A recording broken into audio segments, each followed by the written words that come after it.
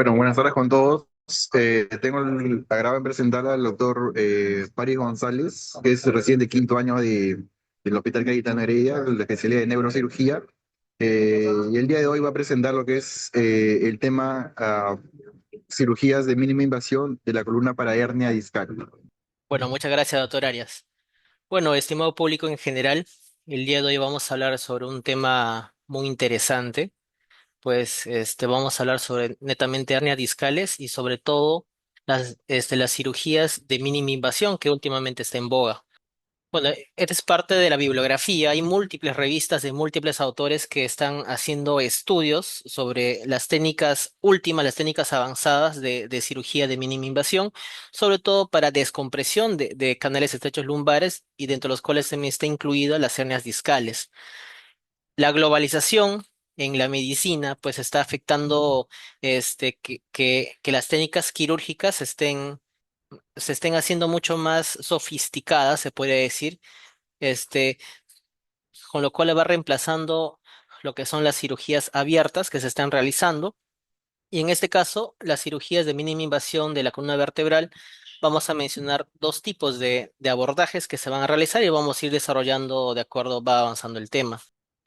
Más que todo, antes de poder conocer el, este, estos abordajes quirúrgicos de mínima invasión, debemos definir bien lo que son las hernias discales, pues estas patologías van a representar una de las causas más frecuentes de dolor radicular y limitación funcional en la población adulta, específicamente en la población que es económicamente activa, con los cuales va a perjudicar de gran manera pues el trabajo y también va a generar muchos costos en nuestros servicios de salud. Entonces, durante décadas, las hernias discales han sido tratadas por una disectomía abierta, la cual ha sido considerada pues el tratamiento estándar. Y los resultados clínicos son muy satisfactorios con estas técnicas, pero sin embargo, el abordaje abierto, vale recalcar, implica una disección muscular amplia y una mayor agresión a los tejidos blandos, ya sea músculos, tejidos. Y esto se va a traducir en mayor dolor posoperatorio, mayor estancia hospitalaria y también tiempos prolongados de recuperación y por ende el paciente demora un poco más en poder regresar a sus quehaceres. Entonces, con el avance, ¿no?, de la tecnología quirúrgica y la mejora en los sistemas de magnificación e instrumentación, ¿no? Hay pinzas que son muy especiales. Tenemos endoscopios que son de última generación, con torres en 4K, con imágenes en 4K, los cuales nos permite poder tener una visión amplia del campo quirúrgico y también poder realizar esas técnicas, de mínima invasión. Entonces, la escena discal es como podemos observar acá en esta imagen esquemática. Acá tenemos un disco normal. El disco normal ya sabemos que van a representar una especie de almohadillas, las cuales van a amortiguar el peso que está soportando la columna axial. Entonces, cuando hay degeneración del disco, hay un debilitamiento, como podemos ver acá en la imagen del lado derecho. Vemos que hay una protrusión de la hernia que puede ser central, paracentral, de receso y también en la forámina, los cuales van a comprimir, ¿no?, las estructuras neurales, que pueden ser el sacudural o también las raíces nerviosas emergentes, los cuales van a producir los dolores y también la clínica neurológica del paciente. Vamos a hablar un poco de epidemiología, pues es una de las principales causas de lumbalgia y radiculopatía en adultos. 60 al 80% de la población presentará dolor lumbar en algún momento de su vida y aproximadamente al 5 al 10% de estos casos se relacionan con hernia discal sintomática. Es predominantemente en pacientes de 30 a 50 años y es mayor en varones que en mujeres, una relación de 2 a 1. La localización más frecuente es lumbar, de un 90 a 95% en el ecoto L5 y L5-S1, cervical de 5 a 10% en C5, C6, C6, C7, y las torácicas son raras, que representan al menos del 1%, pero también se dan. Esto es importante que la población tiene que conocer, pues el, el tema de las hernias discales tienen varias etapas. Tenemos la etapa de degeneración, en el cual el disco intervertebral comienza a perder su elasticidad y resistencia debido a la edad. Es un cambio degenerativo que todos pasamos y obviamente que esto se va se va a hacer mucho más rápido, se va a acelerar con falta de actividad física o lesiones repetitivas. Vamos a ver más adelante los factores de riesgo. Tenemos el prolapso, en el cual vemos que el núcleo pulposo del disco comienza a desplazarse hacia el anillo fibroso. Toda la parte externa que vemos acá es el anillo fibroso, pero aún no lo ha roto. Extrusión, el material del núcleo pulposo se desplaza a través de una rotura del anillo fibroso. Y el secuestro es cuando el material del núcleo pulposo se separa completamente del disco intervertebral y se desplaza hacia la cavidad espinal. Obviamente, tanto el prolapso, la extrusión o secuestro pueden condicionar a clínica neurológica, que es incapacitante para el paciente en algunos casos. Los factores de riesgo asociados, trabajo físico pesado, carga repetitiva de peso, los pacientes que realizan de repente levantamiento de peso muerto en el gimnasio, los cuales no lo hacen con una postura adecuada. El sedentarismo, la obesidad, el tabaquismo, se ha demostrado que no solamente es un factor de riesgo asociado para hernias discales, sino para múltiples otras patologías. Y la degeneración discal, que obviamente eso es algo degenerativo, que todos lo tenemos y es parte del proceso de vida de cada uno de nosotros. Hay población que tiene hernias o protrusiones discales, pero son asintomáticos, es decir, no presentan síntomas. Entonces, se ha demostrado con múltiples estudios, sobre todo de resonancia magnética, en los cuales demuestran que hasta 30% de los adultos jóvenes asintomáticos, o sea que no tienen síntomas, tienen protrusiones discales. El mayor de 50% en mayores de 60 años presentan cambios degenerativos. Entonces, esto es muy importante porque acá resalta la importancia de la correlación clínico-radiológica. Los que hacemos la especialidad en neurocirugía, nosotros no operamos imágenes, operamos pacientes y obviamente que para poder someter a un paciente a una cirugía, tenemos que evaluarlo de manera integral, hacerle múltiples estudios y poder planificar bien la cirugía. No es operar por operar. En esta imagen que les presento, tenemos que el paciente presenta múltiples protrusiones discales, pero si nos damos cuenta, las estructuras neurales no se ven afectadas, excepto a este nivel que sería L4, L5, en la cual vemos ya una gran hernia discal que está comprimiendo las estructuras neurales a ese nivel. El impacto sanitario, como estaba mencionando, es una causa frecuente de consulta médica. El paciente, por lo general, en consultorio de neurocirugía, más del 90% vienen por patologías de columna, por dolores lumbares. Incapacidad laboral. Generalmente estos dolores son incapacitantes. Al paciente lo tienen, obviamente, en una actitud de sedentarismo, una actitud en la cual no pueden realizar sus trabajos cotidianos. Y obviamente esto va a acabar en cirugía de columna. Y estos van a generar altos costos económicos y sociales por ausentismo laboral, tratamientos prolongados y procedimientos quirúrgicos. El diagnóstico, obviamente, el 80% es diagnóstico clínico, evaluando al paciente, y una alternativa, obviamente, que es para complementar también el diagnóstico, son las imágenes. El gol estándar es para el diagnóstico, es la resonancia magnética. Pero también solicitamos otro tipo de estudios para planificación quirúrgica, como son tomografías para ver la calidad ósea, las densitometrías, también las radiografías funcionales de la columna que está afectada. Los síntomas, dolor radicular, lo cual también se conoce como la lombociatalgia o cervicobraquialgia, en el caso que hay una hernia a nivel cervical. Obviamente que esto va a presentar clínica de acuerdo a la raíz que está afectada en el paciente. Cuando hay dolor lumbar o cervical asociado, parestesias, es decir, hormigueos o adormecimientos en el dermatoma afectado, sensación de corriente eléctrica con cierto tipo de movimientos. Y esa sintomatología va a empeorar cuando se realizan maniobras de Valsalva, por ejemplo, toser, pujar, estornudar.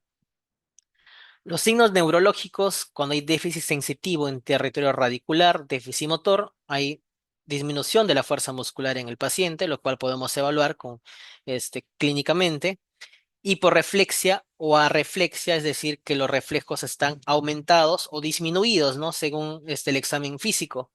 Y la marcha antálgica, ¿no? Que el paciente cojea. Y la limitación funcional por el dolor. El paciente no puede realizar sus actividades cotidianas.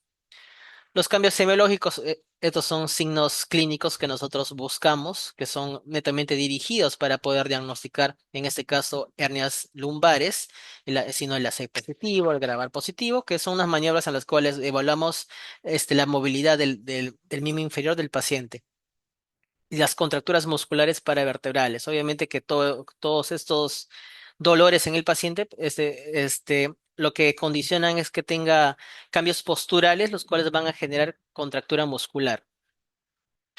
Y las formas más graves, en las cuales tenemos ya compresión neurológica severa, el paciente debe ser intervenido de manera oportuna.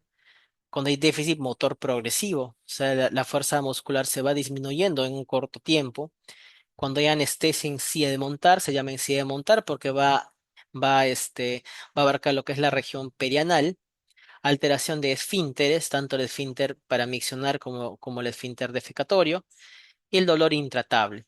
Son formas graves, los cuales nosotros nos a separar la oreja y poder operar de manera oportuna al paciente.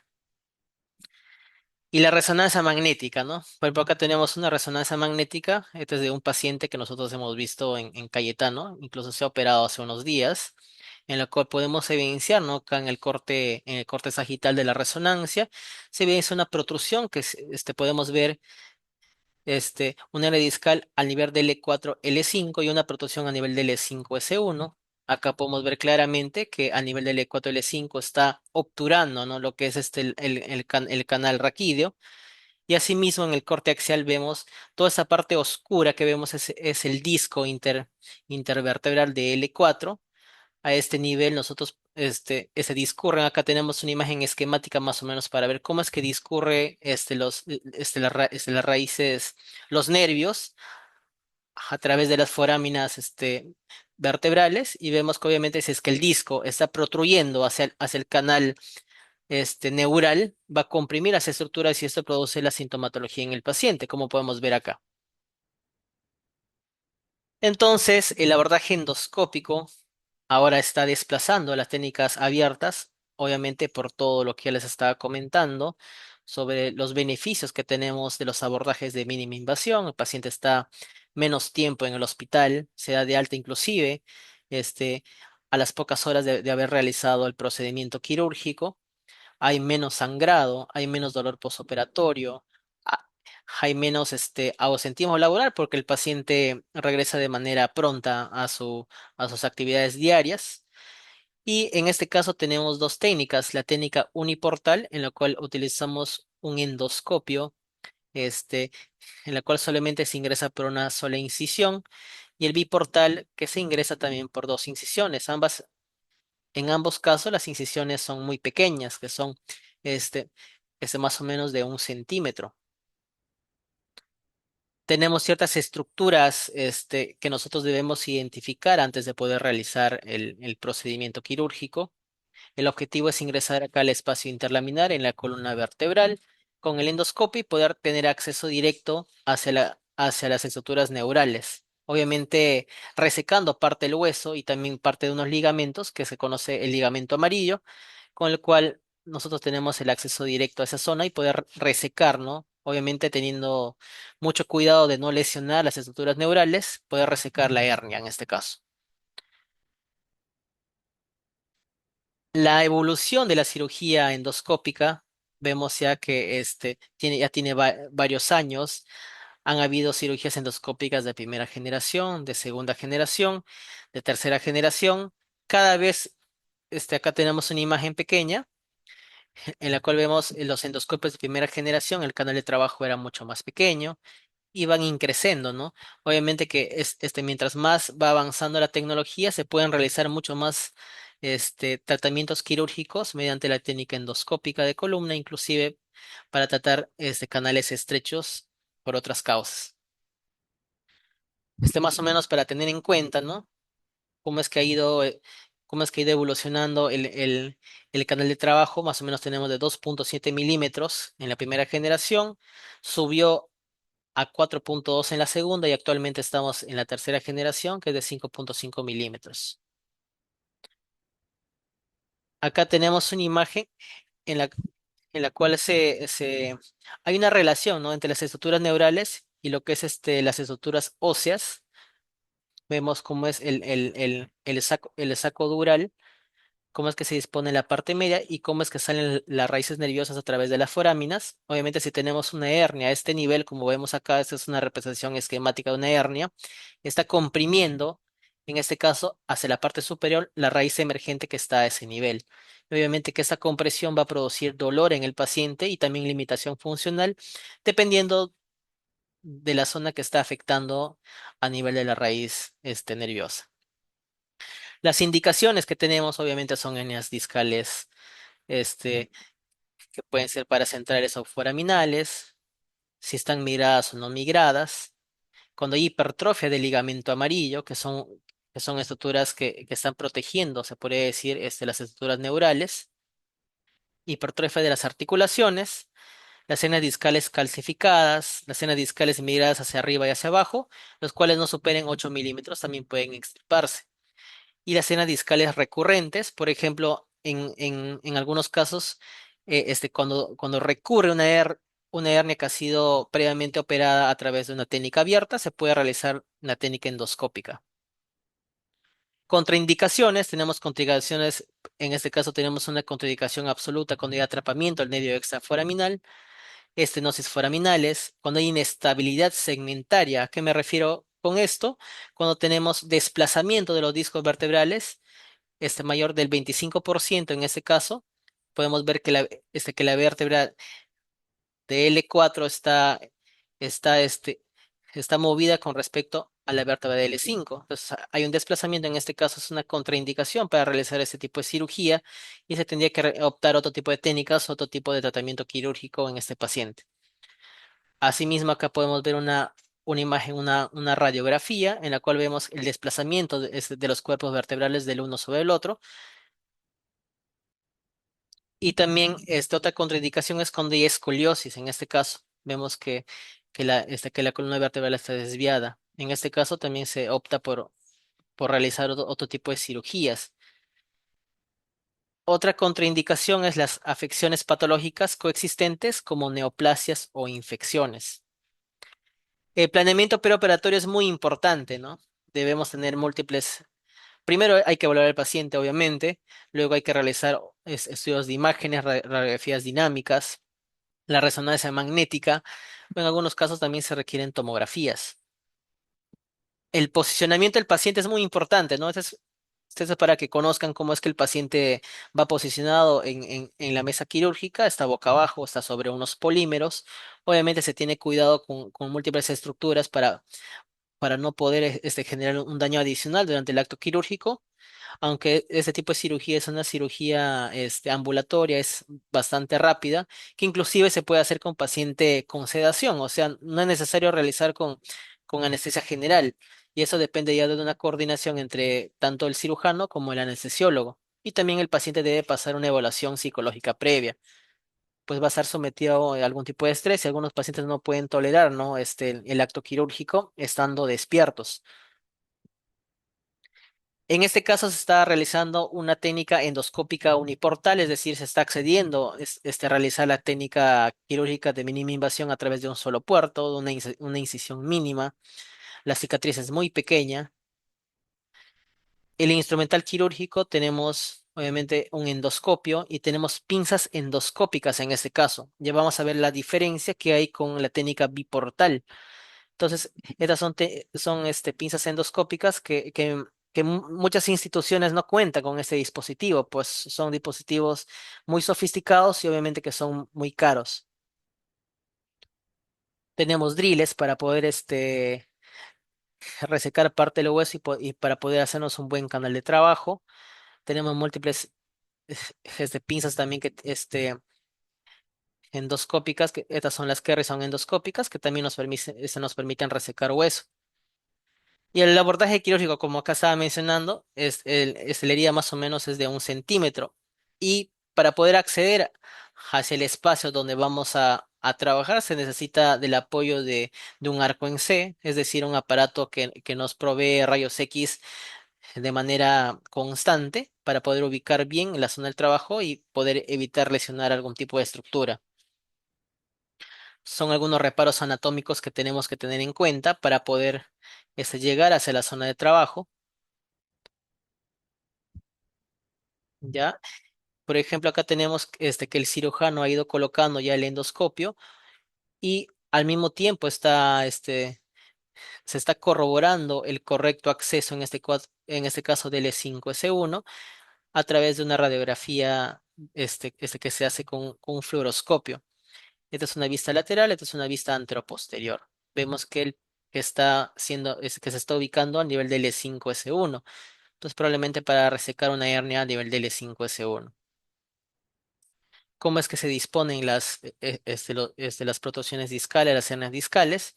Y esto va a servir, ¿no? Para poder hacer la planificación quirúrgica, pues en la técnica endoscópica hay múltiples maneras de poder resecar una hernia. Esta es una vista ya endoscópica en la cual ya el cirujano está resecando lo que es ligamento amarillo, que es una estructura que está protegiendo lo que son las estructuras neurales. Acá ya podemos ver que ya se ha resecado parte del hueso. Parte del hueso tenemos el saco, las raíces, y en el fondo ya podemos evidenciar lo que es el hernia del núcleo pulposo, lo cual obviamente se va a resecar con unas pinzas especiales. Asimismo, ¿no? Tenemos el ligamento amarillo que cumple función de protección. Tenemos las estructuras neurales en el fondo. Tenemos grasa peridural que está cerca a las estructuras neurales. Y todo esto se tiene que resecar para poder tener una visión correcta, una visión directa de las estructuras que estamos trabajando. Nos- Básicamente eso. ¿Cómo es que se reseca el disco? Vemos que tiene la coloración blanco nacarada. Se está resecando con una pinza de disco, es una pinza de disco especial para poder retirar el disco herniario y así poder tener liberado, ¿no? Las estructuras neurales que están siendo comprimidas. En este caso tenemos una imagen de resonancia magnética en la cual vemos el, la hernia del disco a nivel del E5S1 que está más mirada hacia el lado izquierdo. En resonancia se ve todo el lado al revés. Este es el lado derecho, este es el lado izquierdo. Es mediana, pero se está inclinando más hacia el lado izquierdo. Y esta es una imagen posoperatoria en la cual se evidencia de que ya la parte neural ha sido liberada. Asimismo, acá tenemos una vista lateral, un corte sagital, la hernia del disco. Acá en la imagen subsiguiente ya evidenciamos que ya no tenemos la hernia en el posoperatorio del paciente. Los cuidados posoperatorios, por lo general el paciente, la analgesia oral se da por 7 días después de la cirugía, lo cual es suficiente. Se recomienda que el paciente se siente rápido y empiece a deambular de manera rápida, incluso 2 horas después del procedimiento, según sea la gravedad del caso, ¿no? Obviamente, si el paciente tiene mucha clínica neurológica, eso se tiene que hacer un poco más pausado. Complicaciones, este es uno de los principales beneficios de las cirugías de mínima invasión, es muy baja. Por ejemplo, acá tenemos el doctor Rueten, que es un neurocirujano que ha realizado un estudio de más de 1.500 disectomías endoscópicas. La tasa general de recurrencia es de 10,3%. Este es un estudio que se ha realizado hace más o menos 20 años. Esta tasa de 10,3% se ha reducido a al menos de 2% actualmente, lo cual puede disminuir a 5,5. Actualmente está en 2 a 3% con el sellado anular, lo cual se realiza una coagulación a nivel donde el hernia discal ha protruido a través del anillo fibroso. La descompresión incompleta debido a un fragmento residual va a provocar dolor radicular persistente, entonces por eso el cirujano debe revisar bien al momento de realizar la disectomía. Lesiones vasculares. Lesiones nerviosas también pueden ser presentes. Las infecciones, obviamente que son complicaciones poco frecuentes, pero siempre hay que tener en cuenta, siempre se le explica al paciente, a los familiares del paciente inclusive, cuáles son los riesgos y beneficios de cada intervención. Sabemos que cada intervención siempre está sometida a algún tipo de posible complicación. Y acá les quería mostrar una imagen brevemente cómo es que se realiza una técnica endoscópica. Esta es una Esta es una representación animada en la cual podemos evidenciar, por ejemplo, acá podemos evidenciar cómo es que cómo es que el disco está protruyiendo, está comprimiendo las estructuras neurales. A través del endoscopio va accediendo, ¿no? Una guía fluoroscópica. Ahí tenemos las imágenes que va realizando, se está realizando con el arco en C para poder identificar cuál va a ser nuestro punto de entrada. Una vez identificado, se introduce, se realiza un corte pequeño, como mencioné, de 1 centímetro, a través del cual se introducen varios dilatadores y posteriormente se ingresa con el endoscopio. Una vez identificadas las estructuras, se procede a retirar lo que es el ligamento amarillo, ya bajo visión endoscópica y con pinzas endoscópicas que son sofisticadas, se empieza a realizar la liberación, se retrae parte del músculo que está en la zona, se libera el ligamento amarillo, se identifica las estructuras neurales, se introduce el endoscopio a través de la apertura que hemos realizado directamente hacia la estructura neural y se lateraliza las estructuras neurales hasta llegar a lo que sería el disco que está protruyendo. Entonces se realiza un corte y posteriormente se empieza a retirar el disco. Se retira el disco con unas pinzas de disco especiales. Posteriormente se realiza la coagulación del anillo y prácticamente con eso se acaba la cirugía. Y se realiza el cierre por planos, que es el paciente requiere solamente un punto, una cirugía pequeña. Ahora vamos a hablar brevemente sobre el abordaje endoscópico biportal. Es muy importante, considero muy importante poder presentarles este abordaje, pues este, los sistemas de salud muchas veces no cuentan con los recursos para tener un endoscopio uniportal. Entonces, esta es una excelente alternativa para los pacientes, sobre todo los pacientes de escasos recursos económicos, con lo cual pueden acceder, ¿no?, a técnicas también de mínima invasión.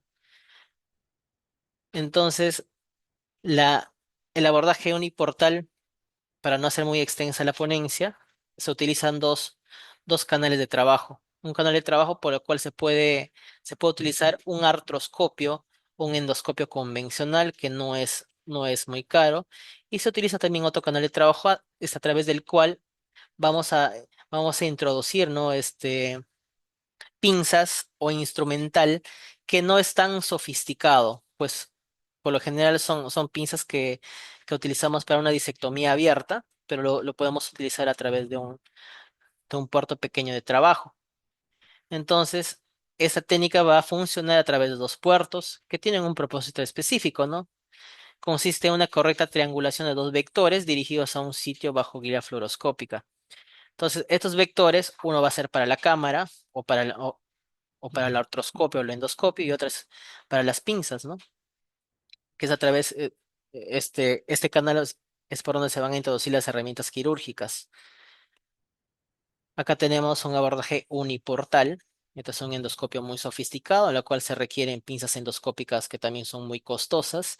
Y esta es una técnica biportal por la cual se obtienen dos cortes que también son muy pequeños, en la cual se utiliza un artroscopio convencional y se pueden utilizar por el otro puerto eh, algunas pinzas que obviamente la mayoría de hospitales lo tienen, ¿no? Y con esos pues se disminuyen muchos costos, tanto para los hospitales públicos o también para las entidades privadas, que obviamente los costos van a ser menores y por ende el paciente puede beneficiarse, ¿no?, de técnica de mínima invasión.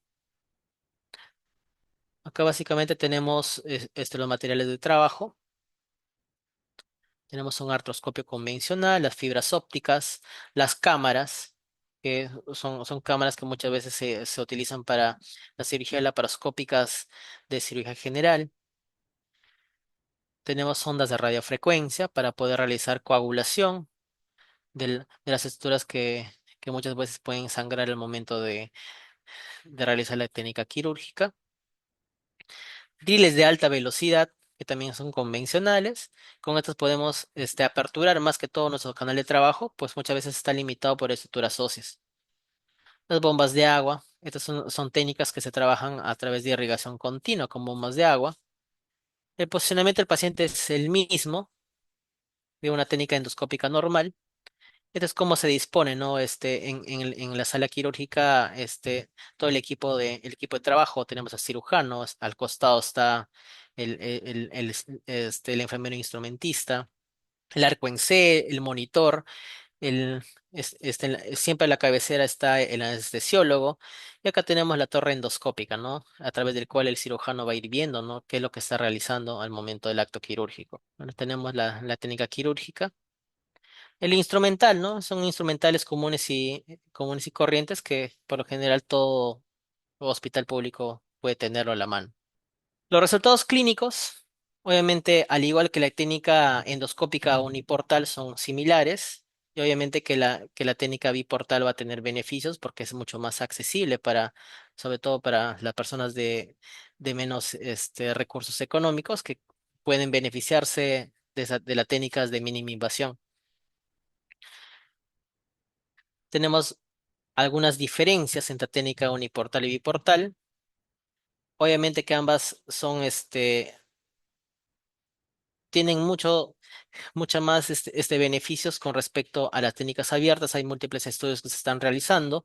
Inclusive también estoy realizando un estudio con respecto a comparar la técnica esa de minimización con las cirugías abiertas.